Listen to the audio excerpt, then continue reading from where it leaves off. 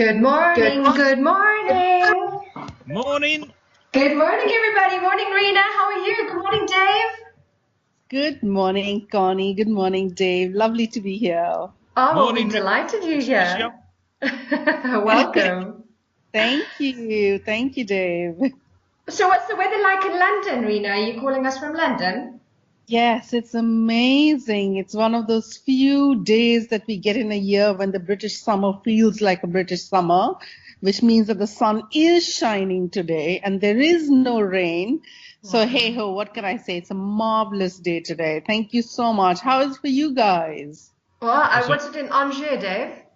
Horrible there. It's snowing. It's Oh, snowing. Oh, please. Now I do like snow, but well, there are shades of how much I can like the snow. So is it like really snowing hard or It's going down sideways. It's like pebbles. You know when it snows really hard and you can't see anything, especially when you get on a bike and you're blinded and you end up falling off. Oh no, yeah, that sounds painful. Yeah, not the kind of snowflakes I have in mind, Yeah. gently falling down. Well, Dave, what color are your eyes? Sorry. What color are your eyes, darling? A bit forward, aren't you? I think you thought you were supposed to start. Were you going to ask me what I'm wearing next? Well, no, because people always tell me my eyes are brown because, I'm always joking and full of, nonsense. So I'm wondering if your eyes are also brown. The nonsense that you talk. There's no need for that. The red because I had a late night. That's what. Funny. I can see. So the weather is good for all of us. That's awesome. Good. So what we talking about today? What's on the cards on the menu? Oh, Dave, you're going to absolutely love it. We're going to be talking today about conscious awareness and how being consciously aware increases the space of freedom. And I'm really delighted to have Rena with us because she's a specialist with regards to bringing in biases and bringing in unconscious beliefs that we have about why we aren't in freedom. So, Rena, you want to tell us a little bit about you before we get started with the meat, so to speak? I know you're an expert in many different things, and I'm delighted you're here. Tell us a little bit about you. Oh, bless. Thank you so much. When people use the word expert so many times, I'm almost like under pressure. I'm like, oh my God, I better sound wise now for the next few minutes. But as I say, we all have a PhD in life, so we're all experts in life per se. And I think so what I really try to do is bring in a perspective when I'm coaching people on how they can view life, how can they view unconscious biases, how they can view the limiting beliefs that are actually, as I say, it's hidden in plain sight. So I'm basically, Dave, a coach. My background is from the corporate sector. I used to work with leaders across 26 countries on HR projects. I was an HR professional. And then about a few years ago, I started off my own coaching business, and I operate between India and UK. My clients are both people who are either entrepreneurs or people who are corporate executives or teams. And I just basically help them reframe their thinking so that they can reach where they want to reach much quicker, much faster, and feel that they are getting the most out of life. Wow. So I have a lot of fun. What can I say? I've got amazing people that I work with, and I'm really loving the life of being an entrepreneur. Big change from I moved from corporate to the entrepreneurial life after 22 years, so it was a big shift. But it's been an amazing journey thus far. So yeah, I'm really happy, and I was so pleased to meet up with Connie-Lee thanks to a friend, a common friend, Giovanna, who's an author. Before. Yeah, she's great. Yes. And she's an author, and that's how we met up because I released a book as well a few months ago, and so is Giovanna doing that, and that's how we met. And she connected with me with Connie, and Connie and I had a conversation, and we just, I think, had a really great conversation. We hit it off, and we were like, yeah, let's kind of work together on this show, and that's how I'm here. So, and Connie, you did a great job. I was there for the conference in London, but I was there just for an hour, so I couldn't come across and meet you. But you were spectacular. Well done, you. Thank you. Oh, thank you so much. I love it when people give me compliments. That's awesome. Are you I know. listening, Dave? I'm spectacular. I know. Good. I don't know. Wait till you see me. Absolutely. Even though you have refused to tell us the color of your eyes, we have now imagined what it might be like. Black and blue. Black and blue by the time I finish with interviews. How long have you been interviewing, Dave? Pardon? How long have you been interviewing and running this radio show? Oh God! Well, we started the station 17 months ago. Wow, very good. We've got 3 listeners. 2 of them are you, and then somebody else is in a car, sitting in a car park somewhere tuning. Perfect. That's the crowd. As they say, 3 is the crowd. No, 63, just under 63,000 listeners on we've got this morning.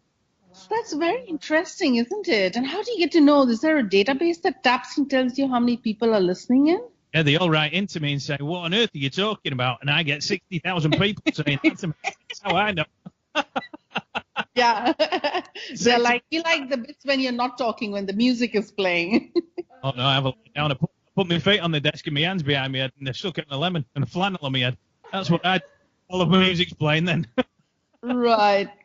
Okay, so how are we doing for time? Because I have another meeting that's coming up shortly. So I just want to make sure that this will probably take 20, 30 minutes, not more than that. Am I correct? Yes, We don't. We have to be done by 12 because we've got the news. So, Serena, what we'll do is we'll jump straight in and we'll ask you our first question because, correct me if I'm wrong, Dave, but most of the 62,000 listeners most of them are expats.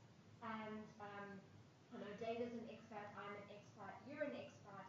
And one of the questions we were hoping you would answer today is this idea of, what are some of the unconscious biases and some of the stereotypes that we bring with us when we immigrate to a different country, or maybe not even, if people are listening and they're not expats, but maybe they immigrate, so to say, from company to company or town to town.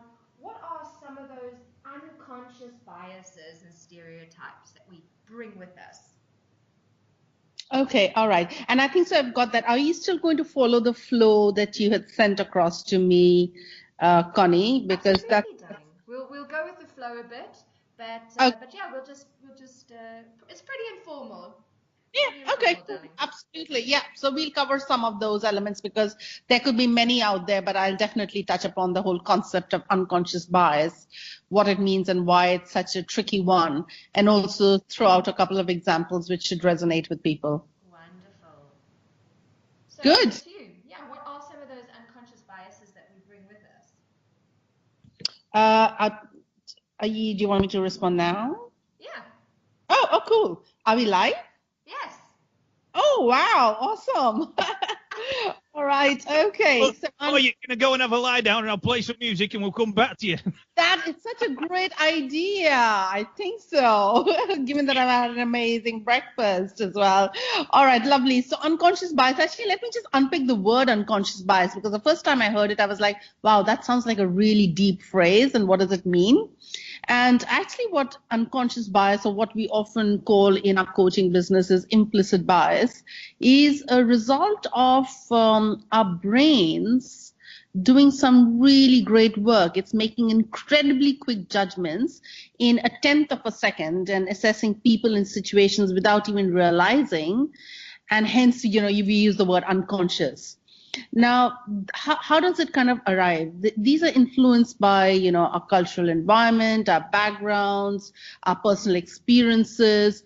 But the most important thing to remember is that we are not fully aware of these. And most importantly, we are not fully aware of the impact and the implications. So what are some of the examples that you kind of have asked me to say, which possibly will resonate with a lot of people who are listening in, and especially all of us from the expat world.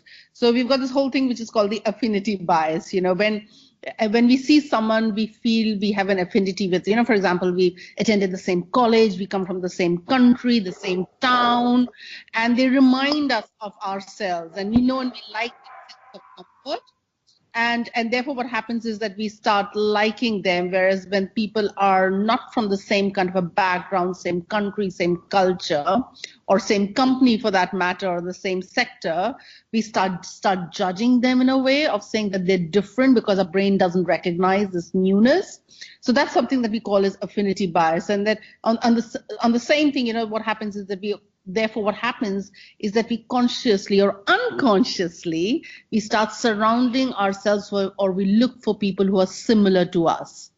Now, the downsides of it, as you can imagine, is that people who are not similar start getting ostracized. And, and this is something that we often face when we move from country to country. There's gender stereotyping, there's age stereotyping, there's cultural stereotyping. I mean, I had biases of what, when I moved from India to UK. Let's face it, I had biases of what I thought the English were like. And similarly, even I experienced people having a stereotypical image of what Indians are like. Now, some of them can be really funny, but some of them, can turn out to be quite harmful as well.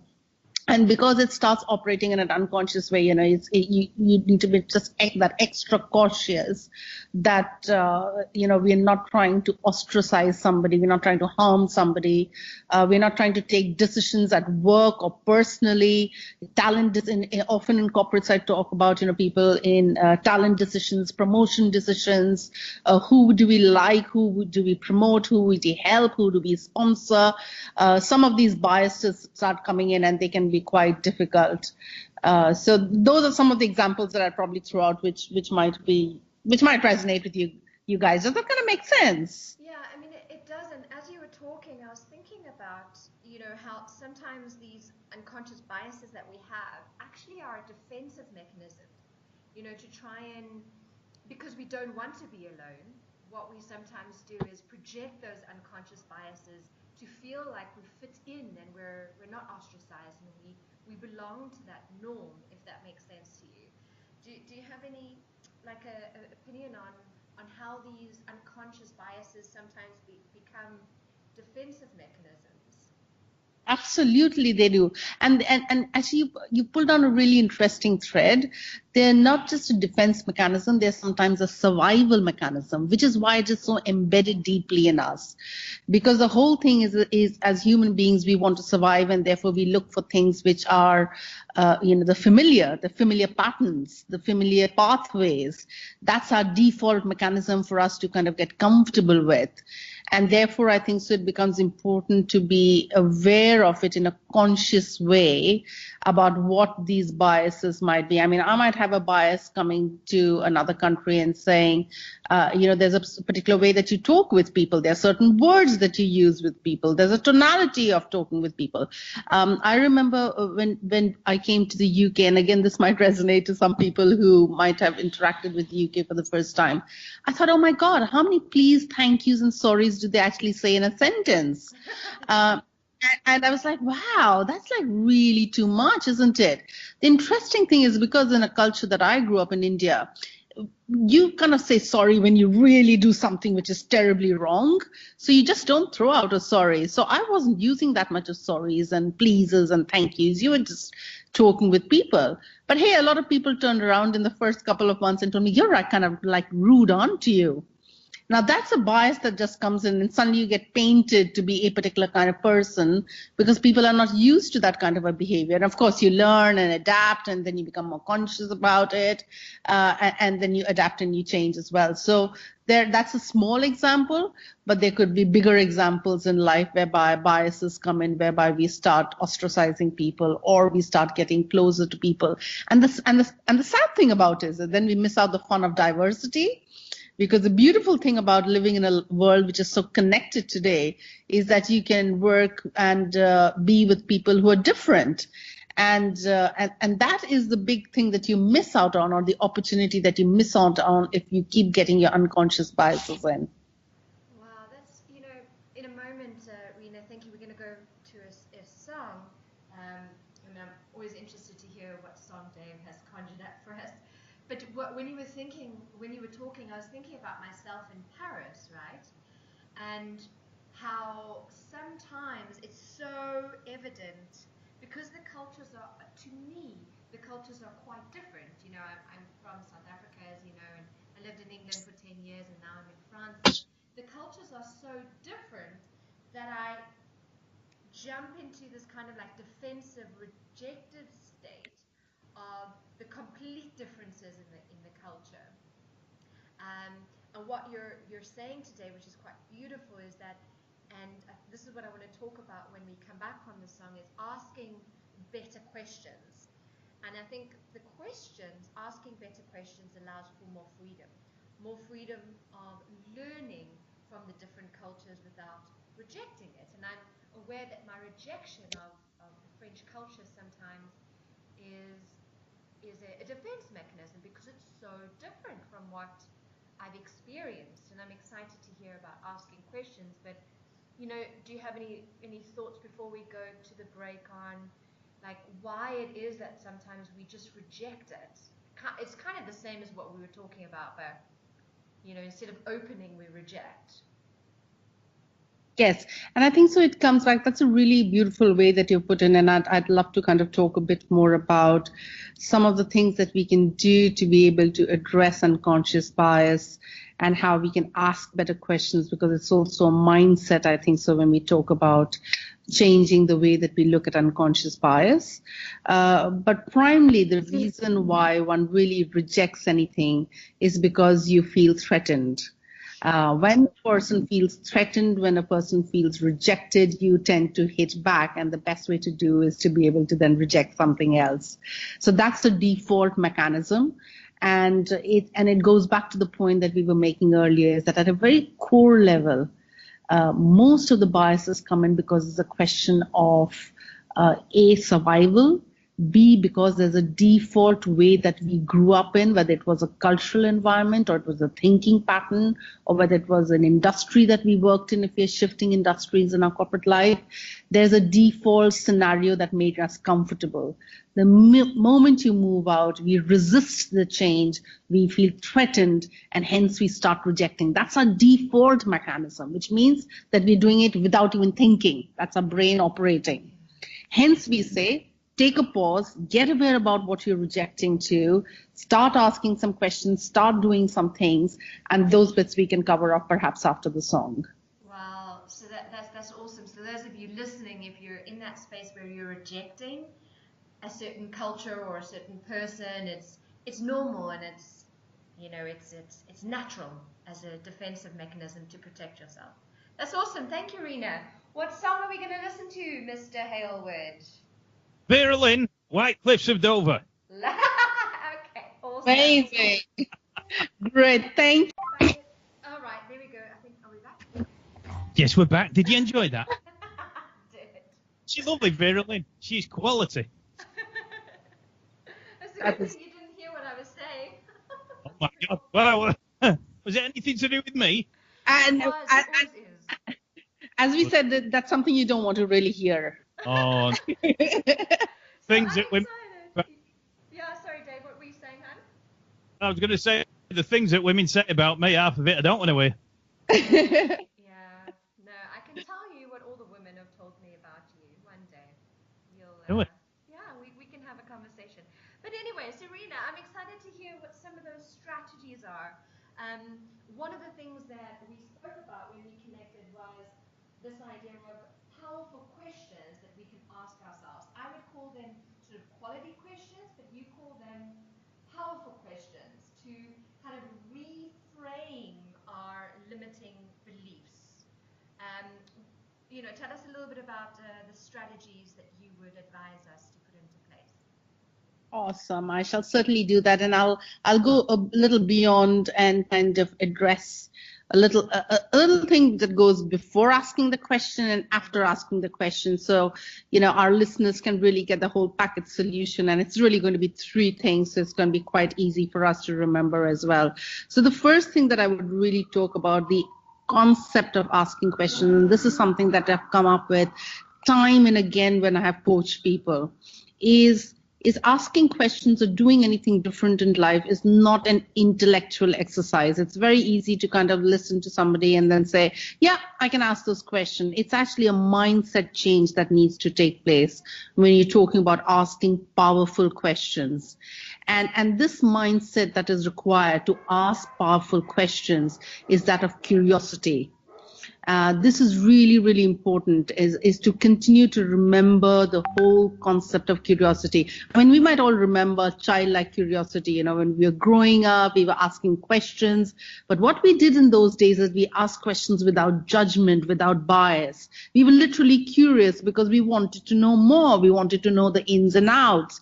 And that is what I invite people to do when they think about asking powerful questions, is to almost look at it with a pair of curiosity and to ask themselves internally of saying, I'm curious, I want to know more about this thing that I'm rejecting. I'm curious, I want to know more about this thing that's threatening me. Because the minute you start using the word curiosity, it rewires the brain to start looking at what it's seeing as a threat with something which is less harmful, less threatening. And that's when the choices start getting revealed. So it's like looking at any challenging situations or conflicts in a new environment. So instead of judging it as good or bad and feeling threatened, just approach it with curiosity, and that's when you will start asking powerful questions. Wow. So what are these powerful questions, which comes to the second point that I would bring in about asking powerful questions. Now, there are many really, right? So I wouldn't expect us to cover all of them, but here are a few that I think so really help a person in asking a powerful question. And it begins at themselves, at an eye level, rather than asking it outside. So that's the other thing that we do in coaching, is that begin your journey from who you are. Become aware of who you are in this environment which you find as threatening or different, and to start asking yourself questions like, what are the filters that I'm seeing to interpret this current situation or this environment or this event? What is my belief system that I'm bringing into this conversation? What is it that's making me feel threatened, and why am I feeling threatened? What are my values that are being either supported or rejected? These are some of the biggest questions that a person can ask to start becoming more confident and more aware of who they are.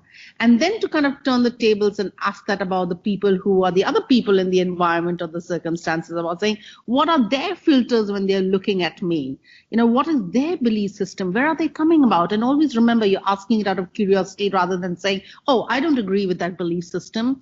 It's really asking, but what is your belief system? What makes them happy? You know, what are their non-negotiable values? And when you start understanding both from your I perspective and from the other's perspective, that's when the choices start getting revealed. And I think so that's when you start experiencing the whole concept of freedom, because then you don't have any judgment. You've approached the whole situation with curiosity, and you've come up with answers which you were not aware of.